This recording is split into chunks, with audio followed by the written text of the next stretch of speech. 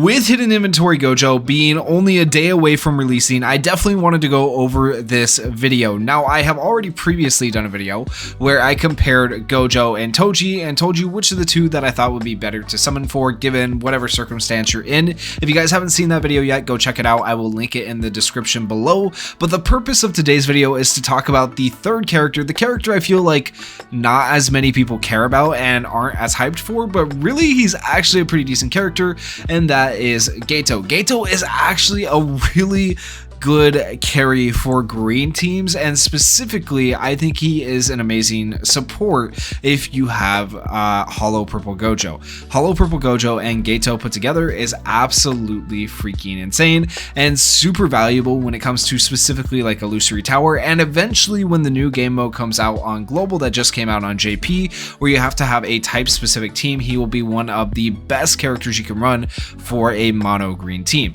So with that said, we're going to go over his kit and what he can do, and I'm going to give you guys my overall opinion of him. That way you guys can choose for yourselves out of the three banners, the Geto banner, the Toji banner, and the Gojo banner, which one you think you want to summon on. Realistically, both Gojo and Toji are going to be some of the best attackers in the game.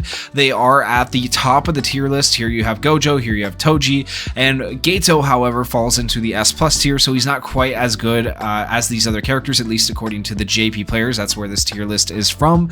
But I would still say, like, look at the other characters that are in the S+ tier, like Blue Gojo. A lot of people right now are still using Blue Gojo.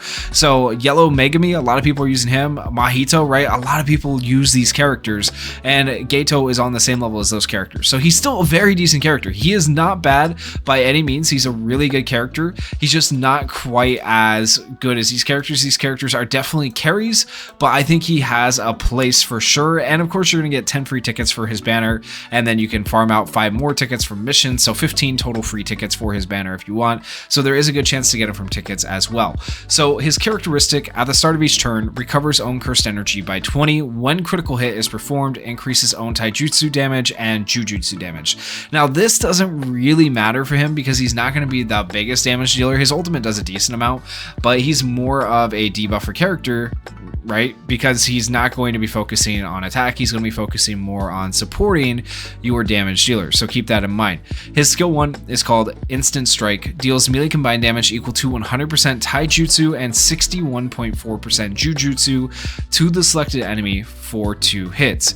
If your own cursed energy is 30 or above, increases own critical hit rate by 20% one time.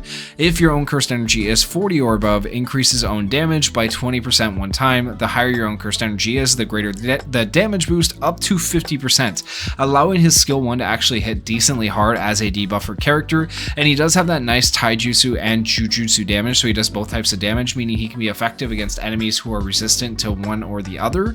However, he just doesn't have the craziest stats, so he's just not going to hit all that hard with this skill, and then when you upgrade it, it still doesn't get to that high of a percentage.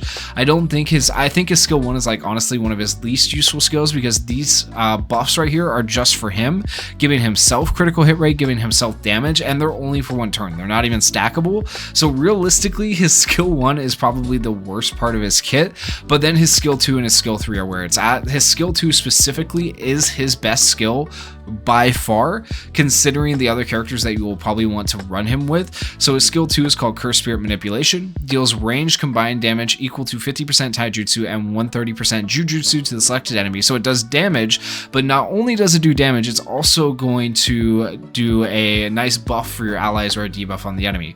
Increases the selected enemy's jujutsu damage received by 12.6% for 4 turns. Now 12.6% may not sound like a large percentage, but you can upgrade it to get it up to 18%, and then you can stack that 4 times. When you're stacking 18% 4 times, that can allow for some really insane damage. Like, that is absolutely nutty. And then if your own cursed energy is 35 or above, it increases the selected enemy's jujutsu damage received by 19.9%, or basically 20% times 4. That can be really, really good. That is 80% damage increase right there. That's nuts. Think about an 80% damage increase, and then Hollow Purple Gojo going right after him and just nuking the field. That's insanely, that's so much value, right? That's insanely good. Okay, so this is by far his best skill because it increases jujutsu damage received. Now, the other skill, skill 3, is for taijutsu damage. It's literally like the same thing, just a different animation. Curse Spirit Manipulation deals ranged combined damage equal to 220.7% taijutsu and 120.7% jujutsu to the selected enemy. Increases the selected enemy's taijutsu damage received by 12.6% again. At level 10, it's 18% and 19.9%. You have to have your cursed energy at a certain amount here to achieve that extra percentage of damage. But once again, basically an 80% damage boost to taijutsu damage. So if you were going to run Geto in front of either Toji or Gojo, you could technically run Geto with either of those characters and have him be okay. You would use skill 3 if you're running him with Toji, and you would use skill 2 if you're running him with Gojo. So he was like literally designed to be a buffer character who could work for both of those other characters, which is really interesting. But honestly, more often than not, I feel like you're going to end up using him with Hollow Purple Gojo because you're going to be wanting to use him on a like green illusory tower stage where you're required to use green characters. And when you're required to use green characters, they're not going to take as much damage and they're going to be able to hit crits. So he'll be able to do some decent damage himself while buffing your main damage dealer being Hollow Purple Gojo. So really insane character in my opinion. And people just, a lot of times with like support characters, people fail to see the value because they're not seeing the big damage numbers that they want to see, or that you don't get like the dopamine hit that you get when you see Toji and Gojo just one-shot people, right? Using Geto, but like that doesn't mean he's not good. He's very, very good. Deals, for his ultimate, Rainbow Dragon, deals ranged combined damage equal to 550% taijutsu and 660% jujutsu to the selected enemy. At level 10, that does go up to basically a 2000% damage. That's insane. And then increases own break damage by 105.9% at level 10. That's a lot of break damage. So he is a very good break character. That's another reason he's going to be really good to run on like a mono green team with Hollow Purple Gojo, because if you need to break an enemy, he will allow you to get there because he can ult first and then you can have your other character ult after or whatever have you. But basically it's just going to allow you to get that break damage, which is really, really nice. And then increases own maximum cursed energy by 40, so he increases the amount of overall cursed energy he can store up. And then with his ultimate usage, he recovers or gains an extra 20 cursed energy, which is pretty nice. And then for his auto skill, he only has one, Absorption. When defeating an enemy, recovers own cursed energy by 10.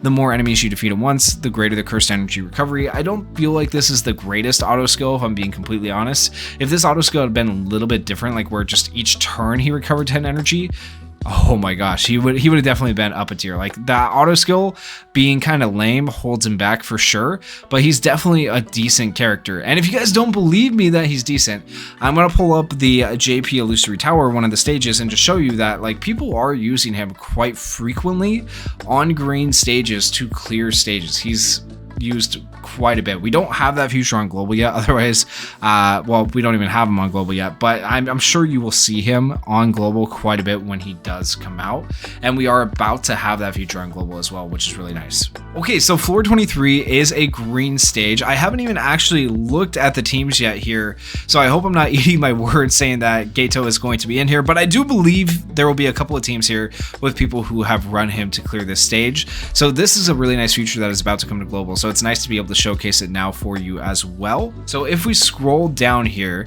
obviously Sukuna, a lot of people are running Sukuna right now because he just came out and people are excited to run him, and Sukuna can literally take on any stage. It doesn't matter.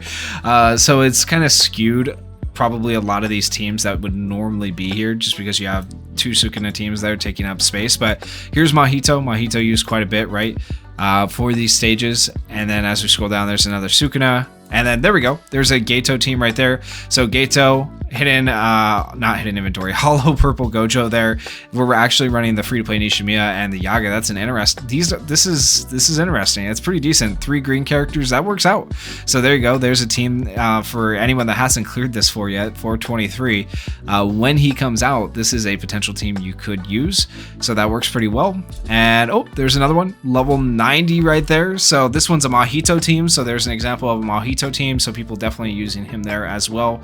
And as for recollections, you're typically just going to run like support recollections on my boy here. You're not going to go with anything too crazy because once again, he's not a damage dealer. You're not really going to be running damage recollections on him. I wonder if there's any more in here. It only shows you a couple of teams. Okay, so none on this floor. Let me check a different floor. Okay, we're just going to check the next floor up, floor 24, because why not? Let's see if there's any Geto teams here. I feel like, once again, I'm just going to say it now. I don't know if we'll see him in here or not, but Sukuna teams are going to just have skewed it a lot because a lot of people are just running this team. Sukuna can take on the world. It's absolutely insane.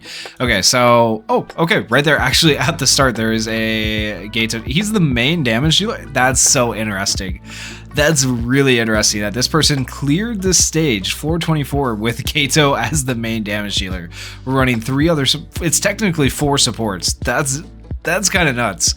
That's a really interesting team setup. They ran non-standard on him as well. Okay. Okay, so apparently he can do decent damage. Like, there you go. So that's interesting, to say the least. I wonder if there's any more in here. I feel like we're not going to see a ton. Mahito, hidden... I keep wanting to say hidden inventory.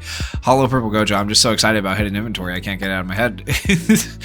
Yeah, another Sukuna team. Another Sukuna team. Hollow Purple. So yeah, there's different ways to run Hollow Purple, right? You can run like Yellow Megami. You could run Nishimiya. I think another good option. I think a better option here for this person, as opposed to Nanami, would have been to run the Green Geto right here. I think that would have been a lot better. So definitely a character as an option. He's not 100% needed for these stages, but I do think he's a better option than some of these other characters that I've seen people using. But of course, people are going to use what they have. But overall, I'm super excited for this future to come to the game where we're actually able to see other people's teams for tower. That is going to be freaking lit. And I'm also super excited for Geto to come to the game. Personally, I will be summoning for all 3 characters, but you guys need to do what is best for you. If you want to decide to summon between Toji or Gojo, go check out that video. Once again, link in the description to help you guys make that decision, hopefully. And if you guys did enjoy this video going over Geto, please consider going down there, hitting that like button, hitting that subscribe button, and thank you guys so much for watching and supporting the channel. Peace.